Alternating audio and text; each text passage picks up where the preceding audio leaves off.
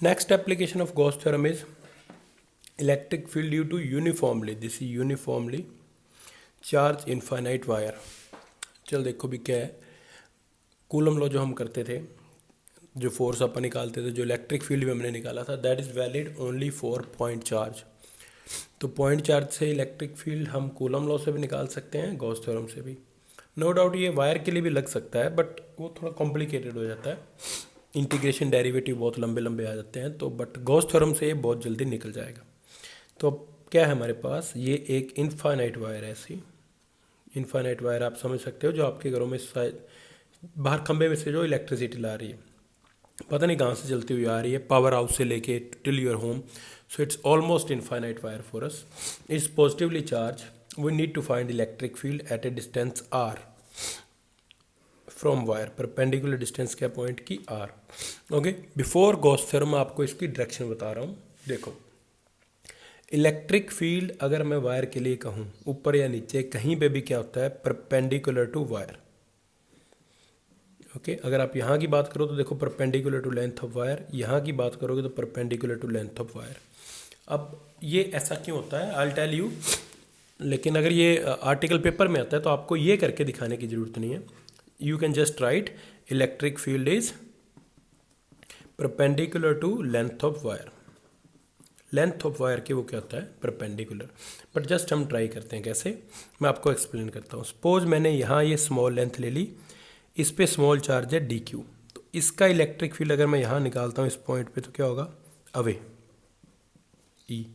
अब infinite wire है, तो इस पॉइंट से इतना दूर अगर इधर आपने लेंथ ली, तो ऐसी कोई लेंथ यहाँ पे भी एग्जिस्ट करेगी, उस पर भी dq चार्ज होगा, उसका इलेक्ट्रिक फील्ड क्या होगा, अवे.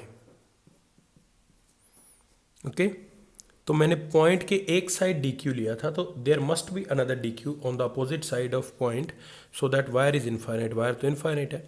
अब इस e को रिजोल्व करोगे तो इधर इसका हॉरिजॉन्टल कंपोनेंट, इधर इसका वर्टिकल कंपोनेंट. मैं ई वाई और ई एक्स लिख रहा हूँ. सेम इस e को रिजोल्व करोगे तो इधर इसका हॉरिजॉन्टल कंपोनेंट और इधर इसका vertical component. Now you can see इन दोनों इलेक्ट्रिक फील्ड का हॉरिजॉन्टल कंपोनेंट एक दूसरे को कैंसिल कर देगा, तो बचेगा कौन सा, vertical component. So there is no horizontal component around the wire. अगर वायर के लिए आप कहीं पे भी इलेक्ट्रिक फील्ड निकालते हो तो हॉरिजॉन्टल कंपोनेंट नहीं हो सकता उसका, वायर के लेंथ के परपेंडिकुलर ही इलेक्ट्रिक फील्ड होता है. पहली बात तो ये आपको समझ में आनी चाहिए. तो ये आपको वहाँ लिख के दिखाने की ज़रूरत नहीं है. You can just explain, you can just write, not explain, sorry, कि वायर के लिए इलेक्ट्रिक फील्ड क्या होता है, perpendicular to length of wire. Okay, तो नेक्स्ट एप्लीकेशन है electric field due to uniformly charge infinite wire. ये अपनी वायर है, मैंने ड्रॉ कर रखा है ये डायग्राम. तो let an infinite wire, lambda क्या उसकी surface charge density, sorry not surface charge density, actually line charge density. इसकी डायरेक्शन मैंने अभी आपको बताई थी कि डायरेक्शन क्या होती है इलेक्ट्रिक फील्ड की, perpendicular to length of wire.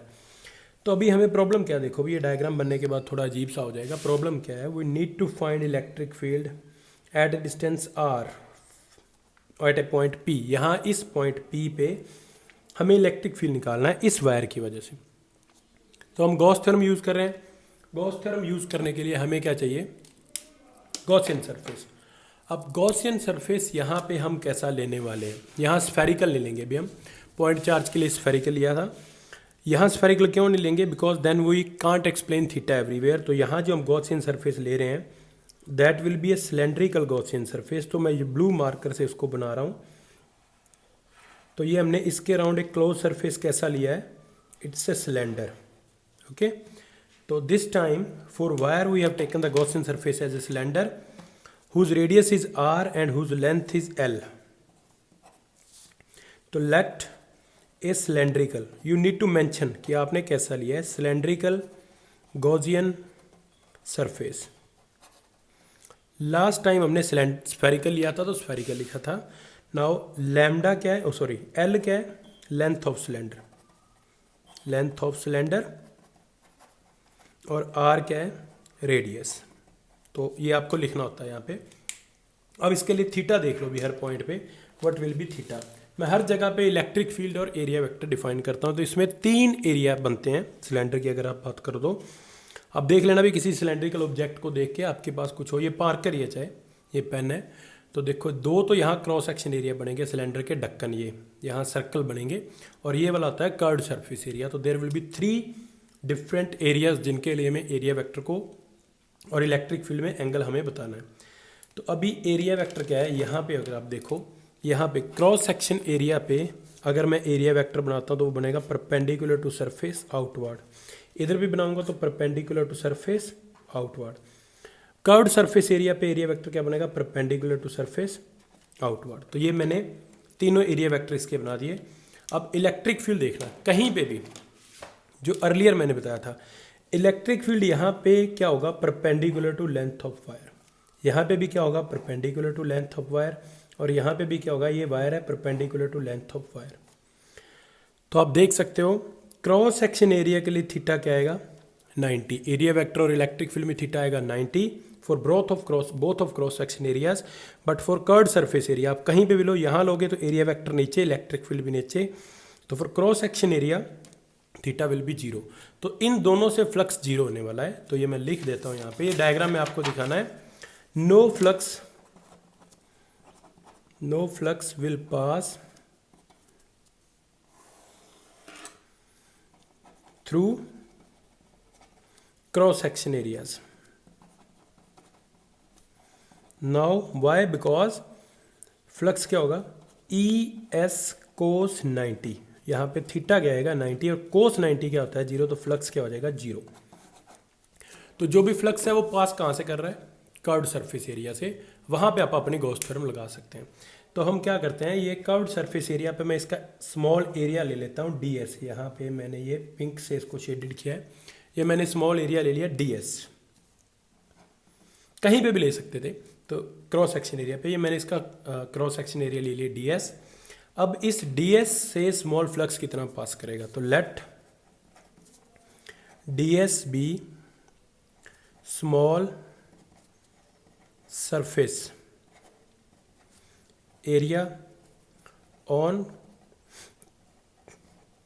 Curved surface. जो अपना सिलेंडर है उसके कर्व्ड सरफेस पे हमने ये ds cross section small surface area ले लिया। तो small flux through ds, small flux को लिखेंगे d फाई, क्या होगा देखो, E dot ds। I hope अब तक सबको फ्लक्स का फॉर्मूला याद हो गया होगा। तो यहाँ थीटा 0 तो स्मॉल फ्लक्स क्या आएगा, ई डी एस कोस 0। तो टोटल फ्लक्स ये तो डी फाई है, तो टोटल फ्लक्स क्या आएगा, इसका इंटीग्रेशन ई डी एस कोस 0 1। अब यहाँ देखो भी, मैंने कल जब पॉइंट चार्ज के लिए ले रहा था तो मैं क्लोज्ड एरिया ले रहा था, ये क्लोज्ड एरिया वाला यहाँ सिंबल आपने नहीं लगाना इंटीग्रेशन पे, बिकॉज ये कर्व्ड सरफेस एरिया का हम कर रहे हैं। क्रॉस सेक्शन एरिया से तो फ्लक्स 0 होगा, तो this is only integration of curved surface area, तो no need to write what we say closed integration. तो ये अब देखो E तो कांस्टेंट आएगा, R डिस्टेंस पे जितना इधर उतना इधर, तो इंटीग्रेशन होगा ds का। अब ds किसका पार्ट है, ds पार्ट है कर्व्ड सरफेस एरिया का, जो सिलेंडर का होता है 2 पाई r h। ओके, यहाँ पे 2 पाई r रेडियस, l उसकी लेंथ, h की जगह यहाँ l है, तो ds का इंटीग्रेशन क्या आएगा 2 पाई r l। तो ये फ्लक्स हमने निकाल लिया उसकी डेफिनेशन से, इक्वेशन 1। ओके, अब मैं इसको गॉस थ्योरम से भी निकालता हूँ और दोनों को इक्वेट कर दूंगा, दैट्स इट। ओके, तो देखो गॉस थ्योरम से फ्लक्स क्या होगा, using Gauss theorem by Gauss theorem flux क्या होता है, Q दैट इज चार्ज, जो भी चार्ज है, charge enclosed bye epsilon not. Okay, अब पहले तो चार्ज एनक्लोज निकालो। देखो अपनी जो वायर है उसकी कितनी लेंथ आ रही है सिलेंडर के अंदर, जितनी सिलेंडर की लेंथ है, तो 1 मीटर पे चार्ज कितना है लैम्डा, 2 मीटर पे क्या होगा 2 लैम्डा, 3 मीटर पे 3 लैम्डा, तो L लेंथ पे चार्ज कितना होगा L लैम्डा। यहाँ से क्रॉस मल्टीप्लाई भी आप कर सकते हो। तो देखो ये क्या आएगा, चार्ज Q यहाँ से अगर आप निकालते हो, तो पहले मैं Q इनक्लोज निकाल देता हूँ। Q क्या आएगा lambda L, because L length है सिलेंडर की, जो वायर की लेंथ भी कितनी आ रही है सिलेंडर के अंदर L, तो L लेंथ पे चार्ज क्या हो जाएगा लैम्डा L। यहाँ से क्रॉस मल्टीप्लाई करके देख लेना। तो अब ये flux by Gauss theorem flux क्या आ गया, Q की वैल्यू मैं यहाँ पुट कर देता हूँ, तो lambda L by epsilon not equation 2। Now एक फ्लक्स निकाला है ईडीएस से, इसका इंटीग्रेशन करके एक फ्लक्स गॉस थ्योरम से, तो फ्रॉम 1 एंड 2, फ्रॉम 1 एंड 2 ये फ्लक्स कितना है, E into 2 pi R L is equal to lambda L by epsilon naught. L से एल कैंसिल, तो इलेक्ट्रिक फील्ड क्या है, देखो उधर ले जाओ, 1/2 pi epsilon naught lambda by R. This is electric field due to uniformly charged wire at a distance R from the wire. अब यहाँ आप देख सकते हो इलेक्ट्रिक फील्ड आर पे कैसे डिपेंड करता है, it is inversely proportional to R. Point charge के लिए वो inversely proportional to R square आता था। तो अगर हम इलेक्ट्रिक फील्ड में और डिस्टेंस में ग्राफ बनाएंगे तो ग्राफ कैसा आने वाला है, इलेक्ट्रिक फील्ड और आर में अगर आप ग्राफ बनाते तो इन्वर्सली प्रोपोर्शनल वाला ग्राफ आएगा। ओके, तो गॉस थ्योरम की ये तीसरी एक्चुअली दूसरी एप्लीकेशन थी। फर्स्ट थी पॉइंट चार्ज वाली, या उसको वेरिफिकेशन भी कह सकते हो, दूसरी है लाइन वाली। देखो ये डायग्राम क्या बन गया, एक्चुअली डायग्राम क्या था कि वायर से आर डिस्टेंस पे इलेक्ट्रिक फील्ड निकालना था। पहले हमने फ्लक्स डिफाइन किया, थीटा डिफाइन किया, तीनों से सिलेंड्रिकल सरफेस लेके, सारा क्रॉस सेक्शन एरिया से तो जीरो आ रहा था, सारा कर्व्ड सरफेस एरिया से पास कर रहा था। अब उसका स्मॉल एरिया लेके फ्लक्स निकाल दिया बाय डेफिनेशन, इंटीग्रेशन कर दिया जो 2 पाई आर एल आया, और उसको गॉस थ्योरम से कंपेयर कर दिया तो ये इलेक्ट्रिक फील्ड आ गया। तो ये तो था electric field due to uniformly charge infinite wire, उसमें electric field inversely proportional to R आ गया। ओके, नेक्स्ट एप्लीकेशन अपने क्या है, अभी हमने लाइन वाली की है, ये एप्लीकेशन है इनफाइनाइट शीट है अभी। तो शीट मतलब लाइन, मतलब ये एक लाइन थी, एक वायर थी, शीट मतलब एक पेज है। अब वो पेज कॉपी पे देखो भी ऐसे पड़ा है, ये ऐसे है पेज, तो ये शीट है, इसकी वजह से ये इनफाइनाइट शीट है, मुझे यहाँ इलेक्ट्रिक फील्ड निकालना है। ये तो फाइनाइट शीट है, पर एक्चुअली मुझे इनफाइनाइट शीट ऐसी है, उसके लिए इलेक्ट्रिक फील्ड निकालना है आर डिस्टेंस पे। तो ये electric field due to uniformly charge sheet, infinite sheet, उसकी चार्ज लाइन थी तो लाइन चार्ज डेंसिटी है, नाउ इट्स एरिया। तो यहाँ पे चार्ज जो एरिया वाइज डिस्ट्रीब्यूटेड है, और सिग्मा क्या है, सरफेस चार्ज डेंसिटी। मैं फिर बता दूँ, हमें इनफाइनाइट शीट के लिए निकालना है। पेपर पे, अब मैं पेपर खुद ही फाइनाइट है तो मुझे आपको देखने में फाइनाइट लग रही है, बट ट्राई टू अंडरस्टैंड, ये इनफाइनाइट शीट है, बहुत बड़ी शीट है ये। ओके, और सिग्मा क्या है, उसकी सरफेस चार्ज डेंसिटी। लैम्डा थी लाइन चार्ज डेंसिटी वायर के लिए, now this is sigma surface charge density, that is Q by S, S for surface area. Now what is problem again, this is infinite sheet, उससे perpendicular distance are के लिए हमें electric field निकालना है। Okay, तो सबसे पहले देखो इलेक्ट्रिक फील्ड में पीछे वायर के लिए बता के हटाऊँ, इसके लिए इलेक्ट्रिक फील्ड की डायरेक्शन क्या होगी, कहीं पे भी अगर आप निकालते हो तो परपेंडिकुलर टू शीट। अगर मैं कहूँ यहाँ इलेक्ट्रिक फील्ड क्या है तो ऐसे, अगर मैं कहूँ यहाँ इलेक्ट्रिक फील्ड क्या है तो ऐसे। ओके, तो अगर मेरे आप हाथ को शीट मान रहे हो, जस्ट मैं इमेजिन करो this is my hand is sheet, जो ऐसे पड़ा है, तो ये मार्कर, ये पेन जो मैंने हाथ में पकड़ा, इधर इलेक्ट्रिक फील्ड इधर होगा, इधर इलेक्ट्रिक फील्ड इधर होगा, you can see perpendicular to plane of sheet. Okay, तो अगर मैं इस तरफ की बात करूँ तो इलेक्ट्रिक फील्ड इधर, इधर की बात करूँ इधर। अब नेगेटिव है तो अवे फ्रॉम शीट, पॉजिटिव है तो अवे फ्रॉम शीट, नेगेटिव होता तो टुवर्ड्स द शीट। तो फिर से हमें क्या है, गॉस थ्योरम से निकालना है। अब हम फिर से देखो, गॉस थ्योरम लगाने के लिए हमें क्या चाहिए, गॉसियन सरफेस। तो यहाँ भी गॉसियन सरफेस में सिलेंड्रिकल ले रहा हूँ, कैसा, आर लेंथ इधर, ओके, और आर लेंथ थी इधर। हमने एक ऐसा सिलेंडर ले लिया जो शीट को आर पार क्रॉस कर रहा है।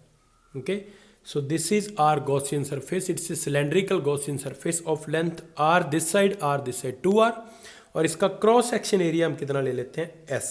मैं क्रॉस सेक्शन एरिया इसका सीधा ही s ले रहा हूँ, इसमें हमें इंटीग्रेशन की जरूरत नहीं पड़ेगी। तो ये अपने को फिर से लिखना पड़ेगा, क्या लिखना पड़ेगा, देखो, लेट ए गॉसियन सरफेस, और कैसा सरफेस है ये, कैसा गॉसियन सरफेस लिया हमने, सिलेंड्रिकल। ओके, तो ये इधर जो हमने दिखा रखा है, let a cylindrical Gaussian surface of length, how much length, 2r। इसकी कोई ज़रूरत नहीं पड़ेगी, पर स्टिल मैं आपको दिखा रहा हूँ। देखो r इधर है तो r इधर होगी, 2r, और s क्या उसका, क्रॉस सेक्शन एरिया। एक्चुअली दो होते हैं तो मैं एरियाज लिख देता हूँ, s उसके क्रॉस सेक्शन एरिया, दोनों साइड सेम है। अब एरिया वेक्टर में डिफाइन करने वाला हूँ, भी ध्यान से देखना। तीन एरिया इसमें भी जैसे पिछली प्रॉब्लम में था। तो यहाँ वाले सरफेस का area vector perpendicular to outward, N cap से उसको दिखा रहा हूँ। यहाँ वाले सरफेस का area vector perpendicular to outward, N cap में दिखा रहा हूँ। और ये क्रॉस कर्व्ड सरफेस एरिया का एरिया वेक्टर परपेंडिकुलर आउटवर्ड। अब कर्व्ड सरफेस एरिया के लिए देखो, यहाँ अगर मैं इलेक्ट्रिक फील्ड की बात करूँ तो इलेक्ट्रिक फील्ड तो इधर लगा हुआ है और एरिया वेक्टर इधर, तो थीटा कितना हो गया 90। तो अब कर्व्ड सरफेस एरिया से कुछ भी फ्लक्स पास नहीं करेगा बिकॉज थीटा क्या आ रहा है 90। अब आते हैं आप क्रॉस सेक्शन एरिया पे। यहाँ पे इलेक्ट्रिक फील्ड भी इधर है और एरिया वेक्टर भी इधर है। इधर भी देखो electric field away from sheet, ये मैंने ऊपर दिखाया था आपको पहले, एरिया वेक्टर भी इधर। तो अब जितना भी फ्लक्स है, the all flux will pass from cross section area, not from curved surface area. तो ये आप लिख देते हैं एक line, the total flux will pass from where, cross section areas. Okay, all flux, जितना भी फ्लक्स है, टोटल फ्लक्स कहाँ से पास करेगा, क्रॉस सेक्शन एरिया से, क्योंकि उसके लिए थीटा क्या है 0, थीटा इज इक्वल टू 0। तो no flux pass from curved surface area this time because theta कितना है उसके लिए 90। तो अब कर्व्ड सरफेस एरिया से आप देख सकते हो थीटा 90, कोई फ्लक्स नहीं पास करेगा। तो जितना भी फ्लक्स है, all flux will pass from cross section area. But ध्यान रखना दो क्रॉस सेक्शन एरिया है तो दोनों के लिए अपने को निकालना पड़ेगा। तो मैं यहाँ निकाल रहा हूँ for cross section areas total flux phi total. देखो भी ध्यान से, इस फ्लक्स से ये सरफेस से कितना पास करेगा, E dot S, electric field है यहाँ पे सपोज ई, एरिया अपन ने कितना लिया है एस, जो आपको पहले बताया था। अब दूसरे से, इससे देखो उससे कितना पास करेगा, इलेक्ट्रिक फील्ड वहाँ भी ऐसा है क्योंकि आर डिस्टेंस ये है, आर डिस्टेंस ये है, तो इलेक्ट्रिक फील्ड उधर भी ई है और उसका भी एरिया कितना है एस। अब ये क्या आएगा, देखो फ्लक्स क्या आएगा 2e डॉट एस, दोनों से सेम पास करेगा।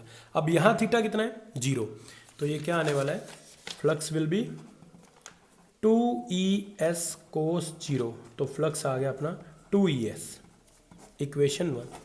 तो ये फ्लक्स मैंने निकाल दिया उसकी डेफिनेशन से, यहाँ इंटीग्रेशन की जरूरत ही नहीं पड़ी क्योंकि मैं एरिया को एस ले रहा हूँ, इस साइड भी एस, इस साइड भी एस। नाउ हमें निकालना है गॉस थ्योरम से फ्लक्स और दोनों को कंपेयर करना है। कितना एरिया शीट का इस सिलेंडर में आएगा, अगर आप ऐसे समझो, अगर मुझे कोई सिलेंडर किसी शीट में से पास करवाना है तो जितना सिलेंडर का क्रॉस सेक्शन एरिया उतना ही शीट का मुझे कट करना पड़ेगा। तो शीट का कितना एरिया अपने सिलेंडर में आ रहा है, जितना उसका क्रॉस सेक्शन एरिया एस। तो चार्ज एनक्लोज्ड यहाँ से देखो कैसे निकलेगा, मैं यहीं बता रहा हूँ, इसको क्रॉस मल्टीप्लाई करो तो चार्ज एनक्लोज्ड क्या आने वाला है सिग्मा एस। यहाँ से देखो बिकॉज 1 मीटर स्क्वायर में सिग्मा, 2 मीटर में 2 सिग्मा, एस एरिया में कितना आएगा सिग्मा एस। तो गॉस थ्योरम के लिए, Gauss theorem by Gauss theorem मैं करवाने वाला हूँ। फ्लक्स क्या होता है, charge enclosed bye epsilon not. Now what is charge enclosed? Charge enclosed is equal to surface charge density into area of sheet inside the cylinder, और वो कितना है S। तो Q अपना कितना आ गया सिग्मा S। अब ये चार्ज enclosed की वैल्यू यहाँ पुट करनी है, तो फ्लक्स क्या आएगा Q की जगह sigma S by epsilon not, equation 2।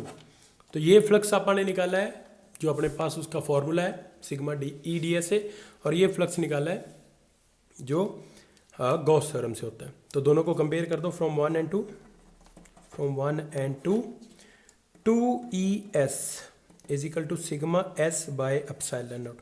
Now s से s कैंसिल, तो इलेक्ट्रिक फील्ड क्या आएगा sigma by 2 epsilon naught. This is electric field due to uniformly charge infinite sheet at a distance r, और जो फॉर्मूले में आ ही नहीं रहा है। मीन्स इसका मतलब क्या, आप कितनी भी डिस्टेंस पे चले जाओ इलेक्ट्रिक फील्ड r पे डिपेंड ही नहीं कर रहा। तो दिस मीन्स दैट आप कहीं भी चले जाओ इलेक्ट्रिक फील्ड आर पे डिपेंड नहीं करेगा। ये थोड़ा सा सुनने में अजीब लगता है पर ये सही है भाई। ऐसा कब होगा, अगर शीट इनफाइनाइट हो जाए। अब समझो इतनी बड़ी शीट है कि जिसके कोई डायमेंशन नहीं है, तो उसमें इलेक्ट्रिक फील्ड डिस्टेंस पे डिपेंड ही नहीं करता। तो अगर आप electric field versus are graph बनाओगे तो वो क्या आने वाला है स्ट्रेट लाइन, आर पे डिपेंड ही नहीं कर रहा।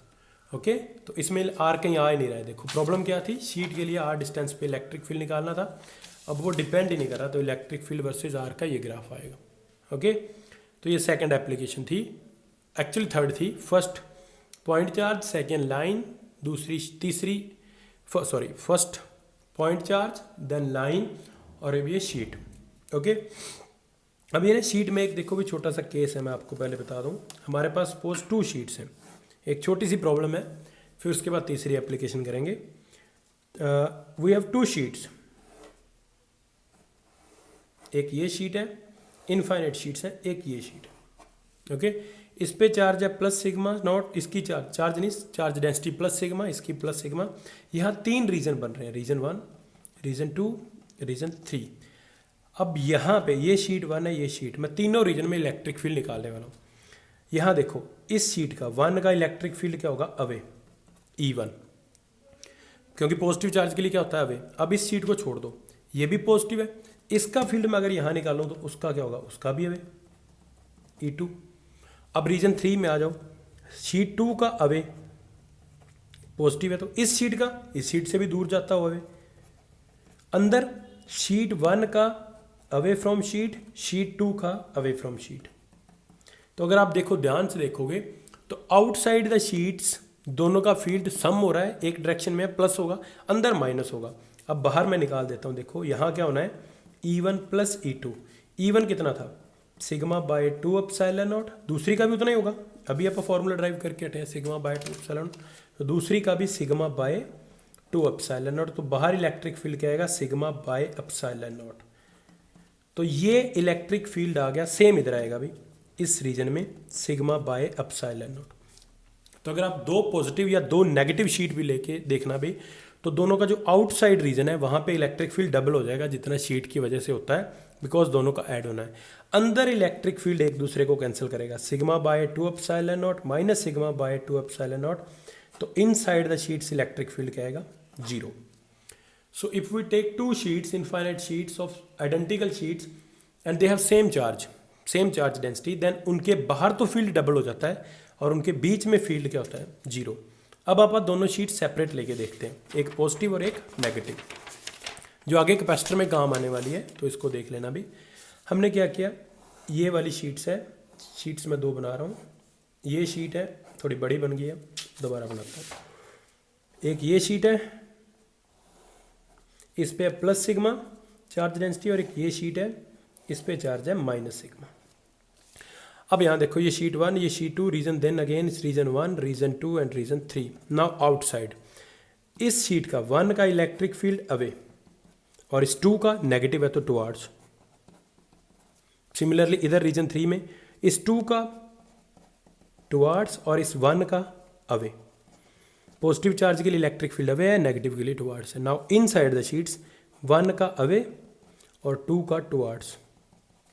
Now this time inside the sheets electric field plus होने हैं, E1 प्लस E2, और आउटसाइड वो माइनस होने हैं। तो अब आउटसाइड द शीट अगर आप फील्ड निकालोगे तो sigma by 2 epsilon not minus sigma by 2 epsilon not, F2 will be 0। Same यहाँ 0, but inside the sheet sigma by 2 epsilon not, inside में यहाँ लिख देता हूँ इनसाइड, तो sigma by 2 epsilon not plus sigma by 2 epsilon not, it will be sigma bye epsilon not. तो just keep in mind ये concept आगे capacitor में काम आने वाला है। अगर आप 2 पॉजिटिव या 2 नेगेटिव शीट लेते हो तो उनके बीच में इलेक्ट्रिक फील्ड 0 होता है, बाहर कितना होता है, सिग्मा बाय एप्सिलॉन नॉट, और सिग्मा क्या है, सरफेस चार्ज डेंसिटी। अगर आप 2 अपोजिट साइन वाली शीट्स लेते हो, एक पॉजिटिव और एक नेगेटिव, तो अंदर इलेक्ट्रिक फील्ड यूनिफॉर्म हो जाएगा और बाहर क्या होगा, कैंसिल हो जाएगा वो। तो अब मैं आपको क्या बता रहा हूँ, देखो ये अगर हम कहते थे ना कि यूनिफॉर्म इलेक्ट्रिक फील्ड में डायपोल पड़ा है, तो एक्चुअली होता क्या है, ये 2 शीट्स लेते हैं, एक को पॉजिटिव चार्ज एक को नेगेटिव, तो उनके अंदर जो इलेक्ट्रिक फील्ड होता है वो यूनिफॉर्म बन जाता है, जो आप कभी डायपोल वाले में पढ़ते थे, जिसमें हम डायपोल रखते थे। तो how to achieve uniform electric field, मैं कहता हूँ आप जिस रूम में बैठे हो वहाँ पे मुझे यूनिफॉर्म इलेक्ट्रिक फील्ड चाहिए, तो एक दीवार को पॉजिटिव चार्ज दे दो, उसके जस्ट अपोजिट जो दीवार है उस पर नेगेटिव चार्ज दे दो, तो जो रीजन है आपके रूम का उसमें यूनिफॉर्म इलेक्ट्रिक फील्ड बन जाएगा, और उसकी वैल्यू क्या होगी, sigma bye epsilon not, and what is sigma, charge upon area. So how uniform electric field is achieved? By charging the walls, charging the sheets, not walls actually, in opposite polarity. One is positive, another is negative, and placing them parallel to each other. Okay, तो इस तरह से हमें uniform electric field मिल जाता है. तो ये दो एप्लीकेशन थी भी, लाइन और दूसरी शीट. नेक्स्ट एप्लीकेशन है भी electric field due to a shell. Shell मतलब अंदर से जो एम्प्टी है, हॉलो, फुटबॉल समझ सकते हो, मेटेलिक शेल, जो नेक्स्ट लेक्चर में आपने देखेंगे. तो ये दो अभी हमने किए हैं, लाइन और शीट. तो इनको ध्यान से देखना और इनको करना, ये इम्पोर्टेंट है.